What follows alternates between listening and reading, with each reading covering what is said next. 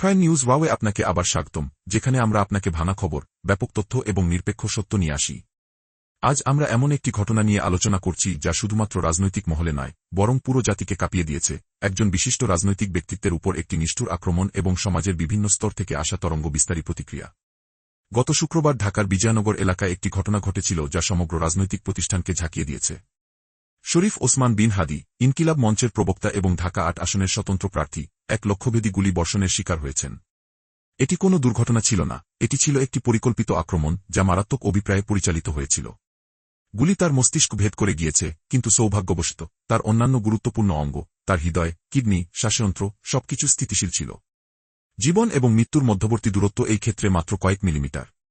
প্রাথমিকভাবে Dhaka medical college হাসপাতালে চিকিৎসা করা হয়েছিল শরীফ ওসমান হাদিকে। তার অবস্থা সমালোচনামূলক হিসেবে বর্ণনা করা হয়েছিল।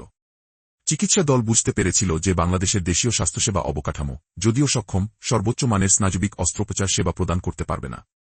তার পরিবারের আবেদনের পরে প্রধান উপদেষ্টা অঞ্চলের শীর্ষস্থানীয় হাসপাতালগুলির সাথে সিঙ্গাপুর, থাইল্যান্ড এবং মালয়েশিয়া সমন্বয় করার আদেশ জারি করেছেন সর্বোত্তম সম্ভাব্য চিকিৎসা নিশ্চিত করতে।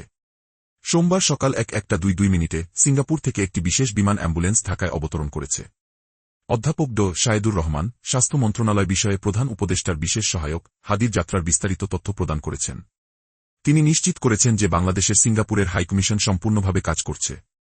সিঙ্গাপুর জেনারেল হাসপাতালের বিশেষজ্ঞ দলের সাথে ভিডিও কনফারেন্স অনুষ্ঠিত হয়েছে। সকল পক্ষ নিশ্চিত করেছে যে বিমান অ্যাম্বুলেন্স দল প্রস্তুত। সিঙ্গাপুর জেনারেল হাসপাতালে হাদি অঞ্চলের সেরা স্নায়ু অস্ত্রোপচারমূলক যত্ন পাবেন এই আশা রয়েছে। দুপুর ১:০৫ একটি আইসিইউ অ্যাম্বুলেন্স এবার কেয়ার হাসপাতাল থেকে হাদিকে বিমানবন্দরে নিয়ে গিয়েছে। এই যানটি গেট নম্বর ৮ এর মাধ্যমে বিমানবন্দরে প্রবেশ করেছে এবং প্রায় ১:৩০ হাদিকে বিমানে স্থানান্তরিত করা হয়েছে। চিকিৎসকরা তার স্বাস্থ্য পরিস্থিতি বিবেচনা করে ৪ ঘণ্টার ফ্লাইট অনুমতি দিয়েছেন, একটি সূক্ষ্ম ভারসাম্য, জরুরিতার বিরুদ্ধে চিকিৎসা ঝুঁকি। সিঙ্গাপুর জেনারেল হাসপাতাল নিশ্চিত করেছে যে তিনি ৪ ঘণ্টা উঠতে সক্ষম। মস্তিষ্কে একটি অনুপ্রবেশকারী আঘাত থাকা সত্ত্বেও তার অন্যান্য সিস্টেমের স্থিতিশীলতা স্মরণীয়করণ সম্ভব করে তুলেছে। বাংলাদেশ সরকার একটি সিদ্ধান্তমূলক পদক্ষেপ নিয়েছে। এটি সিঙ্গাপুরে তার চিকিৎসার সম্পূর্ণ খরচ বহন করবে। এটি রাজনৈতিক সহিংসতার শিকার নাগরিকদের রক্ষা করার সরকারি প্রতিশ্রুতির একটি বিবৃতি। তবুও এই আক্রমণ আরও অশুভ প্রশ্ন উত্থাপন করেছে। ট্রিগার টানল কে? এটি কি সহিংসতার একটি বিচ্ছিন্ন কাজ, নাকি একটি বৃহত্তর ষড়যন্ত্রের অংশ? এই প্রশ্নগুলি শীঘ্রই জাতীয় আলোচনায় আধিপত্য বিস্তার করবে। আক্রমণের মাত্র কয়েক ঘণ্টার মধ্যে আইন প্রয়োগকারী সংস্থা দ্রুত পদক্ষেপ নিয়েছে। ঢাকা মেট্রোপলিটন পুলিশের ডিটেকটিভ ব্রাঞ্চ হত্যার চেষ্টার সাথে সম্পর্কিত একাধিক সন্দেহভাজন ব্যক্তিকে গ্রেপ্তার করেছে। সোমবার নাগাদ ৩ জন ব্যক্তি আদালতে উপস্থাপিত হয়েছিল। ফয়সাল করিম মাসুদ, প্রধান অভিযুক্ত; শাহেদা পারভিন শামিয়া, যিনি রাহুল দৌদের স্ত্রী নামে পরিচিত সহজ যন্ত্রকারীর স্ত্রী; ওয়াহিদ আহমেদ, তার ভাই; এবং মারিয়া আক্তার লিমা, অন্য একজন সহযোগী হিসেবে চিহ্নিত। এই ৪ জন গুরুতর অভিযোগের সম্মুখীন ছিল: ষড়যন্ত্র, সহায়তা এবং গুলিবর্ষণকারীর পালানোর পথ সুগম করা। DB police inspector Faisal Ahmed, তদন্তকারী অফিসার, সোমবার ঢাকা অতিরিক্ত প্রধান মেট্রোপলিটন ম্যাজিস্ট্রেট জসি ইসলামের সামনে মামলা উপস্থাপন করেছিলেন। প্রসিকিউশন ৭ দিনের তদন্ত মেয়াদ চেয়েছিল, অভিযুক্তদের জিজ্ঞাসা করার জন্য প্রয়োজনীয় সময়, তাদের নেটওয়ার্ক উন্মোচন করতে, ফয়সাল করিম মাসুদের বর্তমান অবস্থান ট্রেস করতে এবং সম্পূর্ণ ষড়যন্ত্রের পরিধি ম্যাপ করতে। দাপুট উচ্চ ছিল। এই ৪ জনের পিছনে একটি বিস্তৃত ষড়যন্ত্র থাকতে পারে, সম্ভবত রাজনৈতিক উদ্দেশ্য, আর্থিক ব্যবস্থা বা বৃহত্তর নেটওয়ার্কের সাথে সম্পর্ক জড়িত। তবে আদালত শুধুমাত্র ৫ দিনের তদন্ত মেয়াদ প্রদান করেছে, একটি সিদ্ধান্ত যা তদন্তকারীদের হতাশ করেছে যারা বিশ্বাস করেছিল যে তাদের অতিরিক্ত সময় প্রয়োজন। উল্লেখযোগ্যভাবে শুনানির সময় কোনো অভিযুক্তের কাছে আইনি প্রতিনিধিত্ব ছিল না। এই আইনজীবীদের অনুপস্থিতি তাদের দ্রুত আইনজীবী সংগ্রহ করতে না পারা বা এই প্রাথমিক পর্যায়ে কোনো আনুষ্ঠানিক প্রতিরক্ষা উপস্থাপন করতে না চাওয়ার প্রতিফলন হতে পারে। তদন্তের আদেশ যা প্রকাশ করেছে এবং যা লুকিয়েছে তার জন্য উল্লেখযোগ্য ছিল। প্রসিকিউশন অভিযোগ করেছে যে শাহেদা পারভিন শামিয়া এবং ওয়াহিদ আহমেদ সরাসরি ফয়সাল করিম মাসুদকে আক্রমণ পরিকল্পনা করতে সহায়তা করেছিল। মারিয়া আক্তার লিমাও জড়িত ছিল, যদিও তার সঠিক ভূমিকা তদন্তাধীন ছিল। ৫ দিনের জানালা তদন্তকারীদের তথ্য বের করার জন্য, সংযোগ স্থাপনের জন্য এবং মাস্টারমাইন্ড চিহ্নিত করার জন্য একটি সংকীর্ণ করিডোর দিয়েছে, যদি সত্যিই কেউ পর্দার পিছনে পরিচালনা করছিল। যা অনুত্তরিত ছিল, তাই জনসচেতনতায় তাড়িত করেছিল। এই আক্রমণের অর্থায়ন করেছে কে? এটি কি খাঁটি ব্যক্তিগত ছিল? এটি কি রাজনৈতিকভাবে অনুপ্রাণিত ছিল? এটি কি সংক্রমণকে অস্থিতিশীল করার চেষ্টায় পুরানো শক্তির উপাদান জড়িত ছিল? এই প্রশ্নগুলি একটি বন্দুকের গুলির ধোঁয়ার মতো বাতাসে ঝুলছিল, এবং তারা অত্যন্ত শক্তিতে জাতীয় বিতর্কে বিস্ফোরিত হবে। আইনি মেশিনারি তার কাজ শুরু করেছিল। তবে অনেক বাংলাদেশী নাগরিকের কাছে এই ৪ জনকে গ্রেপ্তার করা তাদের মনে হয়েছিল যেন মোহরা ধরা হচ্ছে যখন দাবার খেলার মালিক অদৃশ্য ছিল। এই সন্দেহ একটি বিশাল বিতর্ক জাগিয়ে তুলবে, যা কেবল অপরাধমূলক আদালত নয়, বরং রাষ্ট্রের সর্বোচ্চ অফিসগুলিকেও গ্রাস করবে। গ্রেপ্তারের ঘোষণার মাত্র কয়েক ঘণ্টার মধ্যে বাংলাদেশের রাজনৈতিক ল্যান্ডস্কেপ আগুনে জ্বলে উঠেছিল। শরীফ ওসমান হাদির উপর আক্রমণ আর কেবল একটি অপরাধমূলক বিষয় ছিল না, এটি একটি রাজনৈতিক ফ্ল্যাশপয়েন্টে রূপান্তরিত হয়েছিল, একটি প্রতীক এবং ক্ষমতা, বৈধতা এবং জাতির ভবিষ্যৎ সম্পর্কে প্রতিযোগিতামূলক আখ্যানের হাতিয়ার। বিএনপি অভিনয় চেয়ারম্যান তারিক রহমান মুহূর্তটি কাজে লাগিয়েছেন।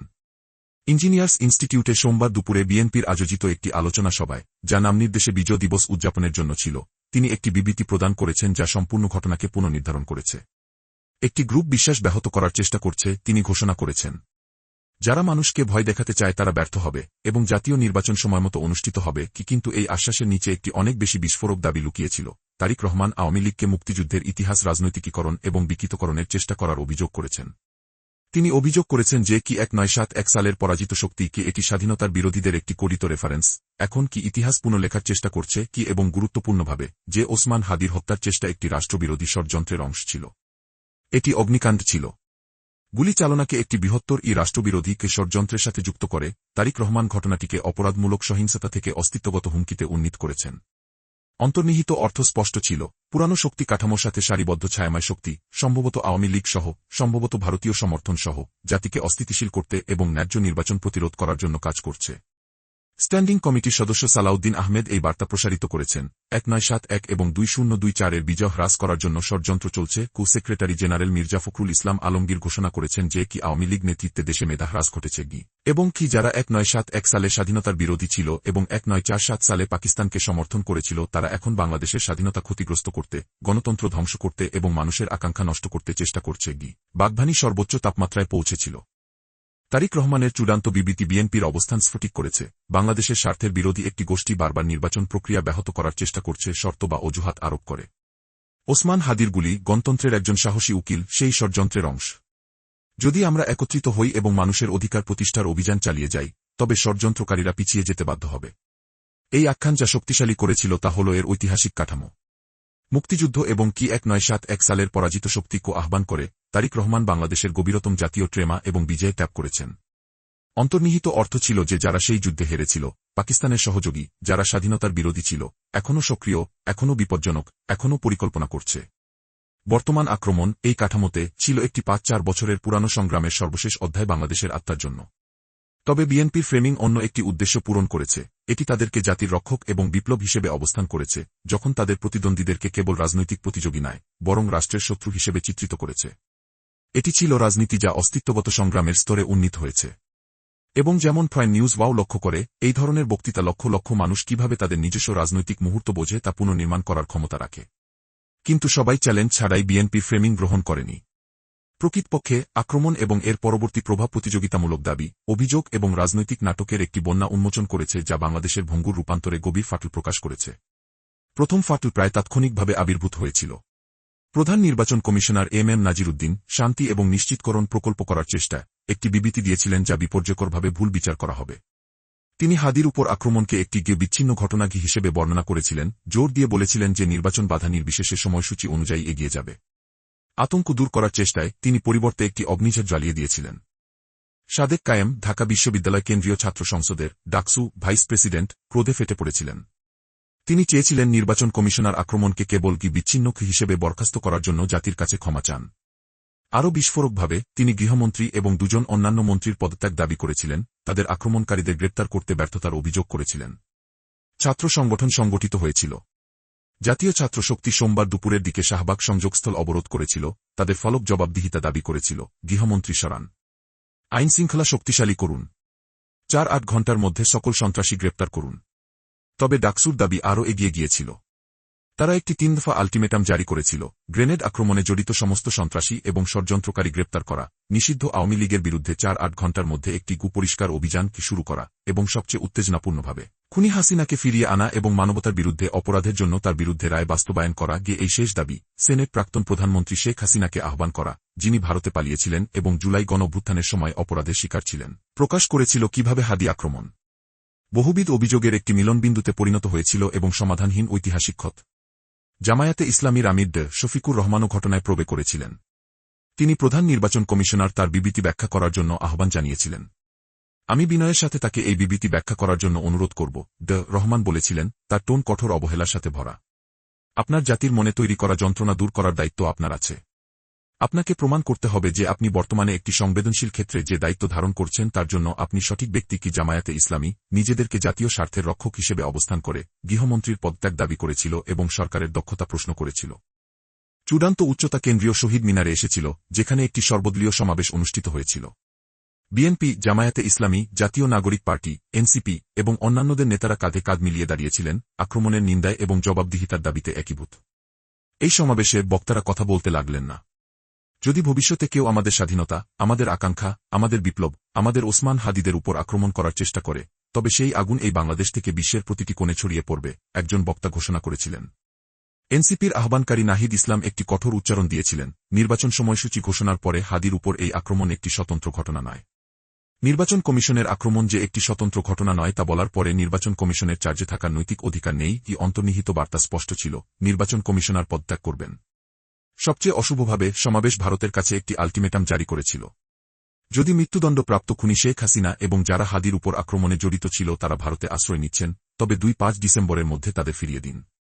অন্যথায় হাদির রক্তের শপথ নিয়ে আমরা প্রতিটি ভারতীয় প্রতিষ্ঠানের বিরুদ্ধে প্রতিরোধ শুরু করব। কি এটি কেবল রাজনৈতিক অলঙ্কার ছিল না, এটি ছিল একটি জাতির রাজনৈতিক শ্রেণী খোলামেলাভাবে ভারতকে শরণার্থী আশ্রয়ের অভিযোগ করছে এবং সংঘর্ষের আগে একটি ৪০ দিনের মেয়াদ জারি করছে। উল্লেখযোগ্যভাবে গৃহ বিষয়ক উপদেষ্টা ডাকসু প্রতিনিধিদের সাথে মিলিত হওয়ার পরে তাদের দাবির সাথে সম্মত হয়েছিলেন। তাদের প্রতিটি দাবি বৈধ, তিনি বলেছিলেন। আমরা অবশ্যই এই বৈধ দাবিগুলি পূরণ করব। কি এই ছাত্র রাগ প্রশমিত করার সময় প্রদর্শিত হলেও প্রকৃতপক্ষে সরকারের অবস্থানের দুর্বলতা এবং একযোগে একাধিক দিক থেকে প্রযোগ করা চাপ প্রকাশ করেছে। তবুও এই বিশৃঙ্খলার মধ্যে একটি কণ্ঠস্বর শৃঙ্খলা পুনরুদ্ধার করার চেষ্টা করেছিল। নির্বাচন কমিশন সেই সন্ধ্যায় দেরিতে একটি স্পষ্টীকরণ জারি করেছিল। প্রধান নির্বাচন কমিশনার কেবল এই অর্থে আক্রমণটিকে বিচ্ছিন্ন বলতে চেয়েছিলেন যে এটি নির্বাচনী সময়সূচি ব্যাহত করবে না, এটি যে এটি গুরুত্বপূর্ণ বা গুরুতর ছিল না তা নয়। কমিশন ওসমান হাদির দ্রুত পুনরুদ্ধার কামনা করে এবং তার পরিবারের প্রতি গভীর সহানুভূতি প্রকাশ করে বিবৃতিতে বলা হয়েছিল। কিন্তু ক্ষতি হয়ে গিয়েছিল। সরকারি উদাসীনতার ধারণা শিক বসিয়েছিল। যখন রাজনৈতিক নেতারা অভিযোগ এবং দাবি বিনিময় করছিলেন, একটি শান্ত কিন্তু সমান উল্লেখযোগ্য আখ্যান অর্থনৈতিক প্রশাসনের করিডরে উন্মোচিত হয়েছিল। শরীফ ওসমান হাদিকে উন্নত চিকিৎসার জন্য সিঙ্গাপুরে পাঠানোর সিদ্ধান্ত গভীর অর্থ রাখে, শুধুমাত্র চিকিৎসাগত নয়, আর্থিক এবং প্রতীকী। আর্থিক উপদেষ্টা সালেহুদ্দিন আহমেদ এই অসাধারণ ব্যয় শোষণ করার জন্য জাতির অর্থনৈতিক ক্ষমতা সম্বোধন করেছিলেন। মিডিয়াতে কথা বলে তিনি একটি ঘোষণামূলক বিবৃতি দিয়েছিলেন যা সরকারের প্রতিশ্রুতি এবং আর্থিক নমনীয়তার উভয়ই প্রকাশ করেছিল। সরকার এই অত্যন্ত ব্যয়বহুল চিকিৎসার সম্পূর্ণ খরচ বহন করছে কি আলটিমেটাম জিজ্ঞাসার উত্তর দিতে আহমেদ বিস্তৃত করেছেন। যখন বলা হয়েছিল যে হাদিকে বিদেশে চিকিৎসার জন্য পাঠানো হবে, স্পষ্টতই অর্থ জড়িত ছিল। আমরা বিত্ত মন্ত্রণালয়কে বলেছি, খরচ যাই হোক না কেন আমরা দেব। তাদের হেলিকপ্টারে, বিমান, অ্যাম্বুলেন্সে নিতে হয়েছে। আর্থিক মন্ত্রণালয় তাদের নিজস্ব বাজেট থেকে দিচ্ছে। এতে কোনো বাধা ছিল না। বোর্ড যখন সিদ্ধান্ত নিয়েছে, সরকার অবিলম্বে অনুমোদন করেছে এবং আর্থিক মন্ত্রণালয় তহবিল প্রদান করেছে। আমরা পরে অর্থ গণনা করব। আমরা বলেছি যে আমরা যে কোনো মুহূর্তে এটি করব। এই বিবৃতি যা যোগাযোগ করেছিল তার জন্য উল্লেখযোগ্য ছিল। প্রথমত, এটি সংকেত দিয়েছিল যে সরকারের আমলাতান্ত্রিক বিলম্ব ছাড়াই জরুরি পরিস্থিতিতে সাড়া দেওয়ার জন্য যথেষ্ট আর্থিক নমনীয়তা রয়েছে। দ্বিতীয়ত, এটি একটি রাজনৈতিক পছন্দ প্রদর্শন করেছিল যে শরীফ ওসমান হাদির জীবন এবং পুনরুদ্ধার উল্লেখযোগ্য আর্থিক ব্যয়ের মূল্য ছিল। তৃতীয়ত, এটি নাগরিকদের কাছে অন্তর্নিহিত নিশ্চিতকরণ প্রদান করেছিল, রাষ্ট্র আপনাকে পরিত্যাগ করবে না যদি আপনি রাজনৈতিক সহিংসতার শিকার হন। তবে আহমেদের মন্তব্য হাদি মামলার বাইরে প্রসারিত হয়েছিল।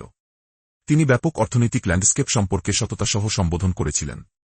যদিও দেশের রাজনৈতিক পরিবেশ সন্তোষজনক, আইনশৃঙ্খলা উন্নত করার জন্য আরও কঠোর প্রয়োজন তিনি স্বীকার করেছিলেন।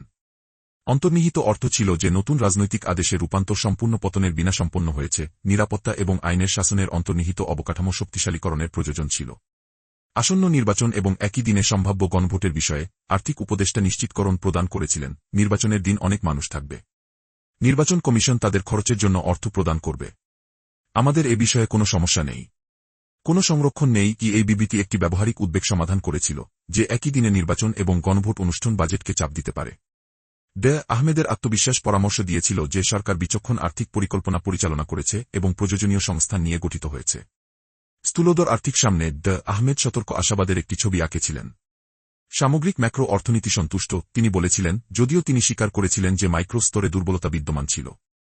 আইনশৃঙ্খলা কম বেশি আছে, কিন্তু এটি আরও কঠোর হতে হবে। কি আর্থিক উপদেষ্টা রাজনৈতিক পরিবেশকে অনুকূল হিসেবে চিহ্নিত করেছেন। সমস্ত পক্ষ সহমত হয়েছিল যে নির্বাচনের সময়সূচি এগিয়ে যাওয়া উচিত, এবং কেউ তারিখ নিয়ে প্রতিদ্বন্দ্বিতা করছিল না। এই সম্মতি, তিনি বোঝান, নিজেই রাজনৈতিক স্থিতিশীলতার প্রমাণ ছিল। অর্থনৈতিক বিষয়গুলিতে অগ্রসর হয়ে সামরিক উপদেষ্টা মন্ত্রণালয় সাউথ কোরিয়া থেকে তরলিখিত প্রাকৃতিক গ্যাস এলএনজি ক্রয়ের জন্য একটি প্রস্তাব অনুমোদন করেছিল, যা প্রতি ইউনিট ন্যূনতম ১.০ বাংলাদেশের জ্বালানি সরবরাহ সুরক্ষিত করার উদ্দেশ্যে একটি কৌশলগত শক্তি সিদ্ধান্ত। অতিরিক্তভাবে খাদ্য স্টক বৃদ্ধির জন্য ৫০০ টন চাল ক্রয়ের একটি প্রস্তাব অনুমোদিত হয়েছিল। এই সিদ্ধান্তগুলি, যতটা আপাত সাধারণ তারা মনে হতে পারে, জোর দিয়েছিল যে সরকার কার্যক্রম করছে, যে প্রতিষ্ঠানগুলি কার্যকর ছিল এবং দীর্ঘমেয়াদী পরিকল্পনা হাদি আক্রমণের সাথে সম্পর্কিত রাজনৈতিক অশান্তি সত্ত্বেও ঘটছে। তবুও আহমেদের প্রশমিত আশ্বাসের নিচে একটি অনুচ্চারিত উত্তেজনা নিহিত ছিল। বাংলাদেশ ন্যায্য নির্বাচন পরিচালনা করতে, সহিংসতা প্রতিরোধ করতে, অর্থনৈতিক স্থিতিশীলতা বজায় রাখতে, অতীত অপরাধের জন্য ন্যায় অর্জন করতে এবং আঞ্চলিক ভূরাজনৈতিক চাপ পরিচালনা করার চেষ্টা করছিল, সবকিছু একসাথে। যে একটি মান সিঙ্গাপুরে বিশেষায়িত নিউরোসার্জারির জন্য পাঠানো যেতে পারে তার সত্য যে আর্থিকভাবে চিত্তাকর্ষক। কিন্তু এটি পরবর্তী আক্রমণ প্রতিরোধ করতে সাশ্রয় করতে পারে। এটি নির্বাচন স্বয়ং সহিংসতায় নেমে না যাওয়া নিশ্চিত করতে সক্ষম হতে পারে। এই প্রশ্নগুলি কথ্য ছিল, কিন্তু প্রতিটি নীতি সিদ্ধান্তে উপস্থিত। যেমন প্রাইম নিউজ ওয়াও পর্যবেক্ষণ করে, অর্থনৈতিক ক্ষমতা এবং রাজনৈতিক ইচ্ছা একই জিনিস নয়। একটি সরকারের সংকটের সাড়া দেওয়ার জন্য বাজেট থাকতে পারে, কিন্তু তাদের প্রতিরোধ করার জন্য প্রাতিষ্ঠানিক শক্তির অভাব হতে পারে। আগামী সপ্তাহগুলি পরীক্ষা করবে যে বাংলাদেশ উভয় অধিকার করেছে কিনা। যখন জাতি শরীফ ওসমান হাদির আক্রমণের তাৎক্ষণিক সংকট নিয়ে সংগ্রাম করছিল, বিচার ব্যবস্থা একযোগে বাংলাদেশের সবচেয়ে গুরুত্বপূর্ণ ঐতিহাসিক মামলা পরিচালনা করছিল, জুলাই গণঅভ্যুত্থানের সময় মানবতার বিরুদ্ধে অপরাধের জন্য অভিযোগ, যা প্রাক্তন প্রধানমন্ত্রী শেখ হাসিনার সরকারকে ক্ষমতাচ্যুত করেছিল কয়েক মাস আগে। সময়টি অশুভভাবে প্রতীকী ছিল। যখন হাদি সিঙ্গাপুরের একটি হাসপাতালে শুয়েছিল, জাতির আদালতগুলি জনতার সহিংসতার জন্য জবাবদিহিতা অনুসরণ করছিল, যা শত শত জীবন দাবি করেছিল এবং একটি সম্পূর্ণ প্রজন্মকে আঘাত করেছিল। প্রসিকিউশন সুপ্রিম কোর্টের আপিল বিভাগে আপিল দাখিল করেছিল, দুজন উচ্চ প্রোফাইল আরোপীর শাস্তি আপগ্রেড করার চেষ্টা করছিল। প্রাক্তন প্রধানমন্ত্রী শেখ হাসিনা এবং আসাদুজ্জামান খান কামাল, যারা একটি গণনা সম্পর্কে জীবন কারাদণ্ডে সাজা পেয়েছিলেন, এখন প্রসিকিউশনের আবেদনের মুখোমুখি, যা মৃত্যুদণ্ড দাবি করছে। এই আবেদনগুলি আনুষ্ঠানিকভাবে সোমবার প্রাসঙ্গিক বিভাগে জমা দেওয়া হয়েছিল, যে একই দিন হাদিকে সিঙ্গাপুরে সরিয়ে নেওয়া হয়েছিল। ট্রাইব্যুনাল ২ হাসানুল হক ইনুয়ের বিরুদ্ধে মামলায় সাক্ষ্য চলছিল, যার বিরুদ্ধে মানবতার বিরুদ্ধে ৮টি অভিযোগ রয়েছে, যার মধ্যে জুলাই গণঅভ্যুত্থানের সময় কুষ্টিয়ায় সংঘটিত ৬টি হত্যা অন্তর্ভুক্ত। পঞ্চম সাক্ষী সাক্ষ্য প্রদান করেছিল, সিস্টেমেটিক হত্যার প্রমাণ প্রদান করেছিল। আদালত পরবর্তী শুনানির জন্য ৭ ডিসেম্বর নির্ধারণ করেছিল, মাত্র একদিন দূরে। অতিরিক্ত মামলা সমান্তরালে এগিয়ে যাচ্ছিল। কুষ্টিয়ায় আরেকটি ট্রাইব্যুনাল ৬ জন ব্যক্তির হত্যার বিষয়ে প্রমাণ শুনছিল, পরবর্তী শুনানি ২-৩ ডিসেম্বরের জন্য নির্ধারিত। ট্রাইব্যুনাল ১ আমির হোসেনের শুটিং মৃত্যুর তদন্ত একটি সমালোচনামূলক পর্যায়ে পৌঁছেছিল, যার শরীর রংপুরা, ঢাকায় একটি গলি থেকে ঝুলন্ত পাওয়া গিয়েছিল। তদন্ত অফিসারের ক্রস পরীক্ষা শেষ হয়েছিল এবং পরবর্তী শুনানি ৭ ডিসেম্বরের জন্য নির্ধারিত হয়েছিল। এই আইনি কার্যক্রম বাংলাদেশের তাৎক্ষণিক অতীতের সাথে পুনর্বিবেচনার প্রতিনিধিত্ব করেছিল, বিশ্বাসের বিজ্ঞান প্রতিষ্ঠা করতে, এমনকি সর্বোচ্চ সরকারি পদে যারা ছিল তাদের উপরও জবাবদিহিতা ছিল অনুপস্থিত। তবুও তারা পারস্পরিক চ্যালেঞ্জ প্রকাশ করেছে, কিভাবে আপনি একযোগে ন্যায্য নির্বাচন ধারণ করেন, নতুন সহিংসতা প্রতিরোধ করেন এবং পুরানো অপরাধের বিচার করেন। এই ন্যায় সম্পর্কিত উন্নয়নের ওজন কোর্টরুমের বাইরে প্রসারিত হয়েছিল। চট্টগ্রাম বিশ্ববিদ্যালয়ে ছাত্রকর্মীরা প্রশাসনিক ভবন তালা বন্ধ করেছিল, উপাচার্য অধ্যাপক শামীম উদ্দিন খানের পদত্যাগ দাবি করেছিল। তার অপরাধ, জুলাই গণঅভ্যুত্থানের সময় বুদ্ধিজীবীদের হত্যার বিষয়ে রবিবার উপাচার্যের অফিসে একটি বুদ্ধিজীবী দিবস আলোচনায় অনুষ্ঠিত হয়েছিল। তিনি বিতর্কিত মন্তব্য করেছিলেন। বিশেষ করে তিনি কি পাকিস্তানি যোদ্ধা কুদের উল্লেখ করেছিলেন, ভাষা যা ছাত্ররা গভীরভাবে আপত্তিজনক এবং ঐতিহাসিকভাবে বিকৃত মনে করেছিল। বিশ্ববিদ্যালয় সাধারণ মানুষের কর দ্বারা অর্থায়িত হয়, জামাত দ্বারা নয়। বিরোধী ছাত্ররা ঘোষণা করেছিল, জামায়াতে ইসলামীর প্রতি উপাচার্যের সহানুভূতি রয়েছে এমন অভিযোগ আহ্বান করেছিল। ছাত্ররা ঘোষণা করেছিল যে তাদের নাকাবন্দি চলবে যতক্ষণ না অধ্যাপক খান ক্ষমা করেন এবং পদত্যাগ করেন।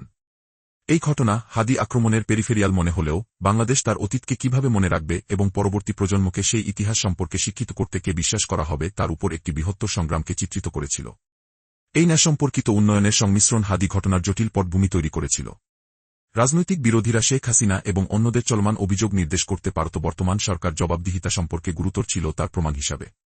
বিপরীতভাবে সমালোচকরা যুক্তি দিতে পারত যে নির্বাচনী ন্যায় শুধুমাত্র নির্দিষ্ট ব্যক্তিদের অনুসরণ করা, অন্যদের মুক্ত রেখে নিজেই রাজনৈতিক ম্যানিপুলেশনের একটি রূপ ছিল। প্রাইম নিউজ ওয়াও এই সংযুক্ত সংকটগুলি পরীক্ষা করার সময় একটি অস্বস্তিকর প্যাটার্ন উদ্ভূত হয়। বাংলাদেশ একযোগে পুরানো ক্ষত বন্ধ করার এবং নতুন গঠনকে প্রতিরোধের চেষ্টা করছে। জাতির আদালতগুলি বিচার অনুসরণ করছে যা চেতনাকে আন্দোলিত করেছিল।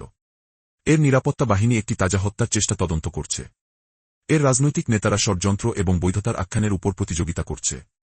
এবং এর ছাত্ররা শিক্ষাগত প্রতিষ্ঠানগুলি ঐতিহাসিক সত্যকে নির্ভীক সততার সাথে স্বীকার করুক তা দাবি করছে। এটি একটি জাতির উপর গণতান্ত্রিক রূপান্তরের বোঝা যা সহিংসতা দ্বারা দাগযুক্ত, অমীমাংসিত ঐতিহাসিক অন্যায়ের দ্বারা তাড়িত এবং ভবিষ্যতের উদ্বেগ সম্পর্কে উদ্বিগ্ন। প্রশ্ন হল শুধু বাংলাদেশ সমস্ত এই চ্যালেঞ্জ পরিচালনা করতে পারে তা নয়, এটি সমস্ত এই চ্যালেঞ্জ পরিচালনা করতে পারে তা নয় সম্পূর্ণ সিস্টেম সংগৃহীত অভিযোগ, প্রতিযোগিতামূলক দাবি এবং অসমাপ্ত ব্যবসার ওজনের অধীনে ভেঙে পড়ছে। শরীফ ওসমান হাদির উপর আক্রমণ কেবল একটি অপরাধমূলক কাজ ছিল না, এটি বাংলাদেশের রাজনৈতিক ল্যান্ডস্কেপের গভীর ফাটলগুলি প্রতিফলিত করে এমন একটি আয়না ছিল।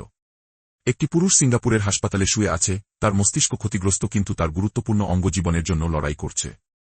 একটি সরকার তার জীবন বাঁচানোর জন্য সংস্থান গতিশীল করে। রাজনৈতিক পক্ষগুলি সেই আক্রমণের অর্থ নিয়ে যুদ্ধ করে। আদালতগুলি অতীতের অত্যাচারের জন্য ন্যায় অনুসরণ করে। ছাত্ররা শিক্ষা প্রতিষ্ঠানগুলি ঐতিহাসিক সত্য স্বীকার করতে দাবি করে। এবং একটি জাতি সহিংসতা এবং ষড়যন্ত্রের বর্ণনা দ্বারা আতঙ্কিত নির্বাচন ধারণ করার প্রস্তুতি নেয়। প্রাইম নিউজ রাও এই গল্পটি আমাদের পাঠক হিসাবে যে গভীরতা এবং কঠোরতা দাবি করে তা নিয়ে অনুসরণ চালিয়ে যাব। আমাদের চ্যানেল সাবস্ক্রাইব করুন, বিজ্ঞপ্তিগুলি চালু করুন এবং আমাদের সাথে যোগ দিন যখন আমরা প্রতিযোগিতামূলক আখ্যানের অধীনে থাকা তথ্যগুলি উন্মোচন করি। কারণ সংকটের সময়ে তথ্য শুধুমাত্র শক্তি নয়, এটি ভিত্তি যার উপর গণতন্ত্র নিজেই নির্মিত। আপনার সাথে থাকার জন্য ধন্যবাদ। আমরা প্রাইম নিউজ ওয়াওয়ে আপনাকে পরবর্তী সময় দেখব, যেখানে সত্য বিশ্লেষণের সাথে দেখা করে। ধন্যবাদ এবং